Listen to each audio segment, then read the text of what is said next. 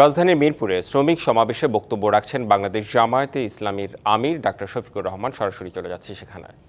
দুর্নীতি নির্মূল করে একটা সুন্দর বাংলাদেশ, দুর্নীতিমুক্ত বাংলাদেশ গড়তে চাই। আপনারাও আসুন, যদি এই নীতির সাথে আপনারা একমত হন। যারাই একমত হবেন তাদের ধর্ম কি দল কি আমরা দেখব না, তাদেরকে সম্মানের সাথে বুকে ধারণ করে একসাথে সরকার গঠন করা হবে এবং সম্মিলিত সরকার পরিচালনা করা হবে ইনশাআল্লাহ।